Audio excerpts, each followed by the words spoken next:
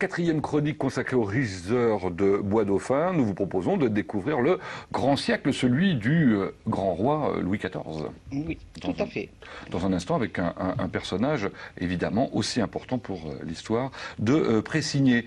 2 mots avant, on a vu quelques-uns des personnages avec des costumes absolument magnifiques. Alors ça aussi, c'est compliqué. Ah, c'est un travail de titan. Ça, il faut le dire. Nous avons des couturières locales qui sont sous la direction de 2 personnes qui étaient costumières à l'Opéra de Beaugé, donc qui ont quand même de grandes capacités sur les costumes historiques.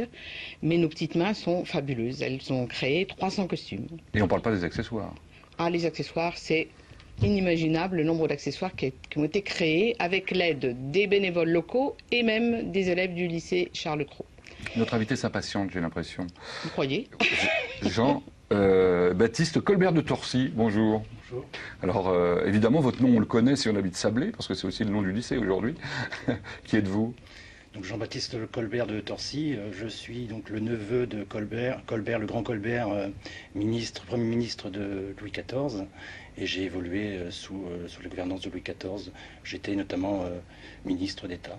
Donc vous n'étiez évidemment pas ni à Sablé ni à Pressigné, vous étiez plutôt à Paris. Un jour, vous décidez de revenir dans vos terres. Je reviens dans mes terres, je rachète le château de Bois-Dauphin. Qui était en vente aux enchères. En vente aux enchères, oui. Ouais. Mais vous n'en faites rien. Je le délaisse un peu pour le grand château de Sablé que je fais construire. Et qui domine aujourd'hui, et qui est un atelier de la Bibliothèque nationale. Tout à fait, qui domine toujours la rivière à Sablé, la rivière Sarthe, qui est un des fleurons du département au niveau patrimoine, je pense. Alors, quel est le moment de l'histoire que vous avez choisi pour nous présenter ce personnage Eh bien, quand le notaire remet les clés de Bois-Dauphin, juste après la vente aux enchères, à Colbert de Torcy et à féliciter Arnaud de Pomponne, son épouse. Joli nom. Arnaud de Pomponne. Merci, monsieur Colbert de Torcy. Demain, c'est le dernier jour. Tout à fait, déjà. Ça passe très vite en votre compagnie. Et qui allons-nous découvrir? Eh bien, nous allons arriver au Second Empire et nous allons découvrir un personnage, un aventurier, un aventureux aussi personnage. Qui s'appelle Emmanuel de Rouget, mais en fait, il sera représenté. À demain.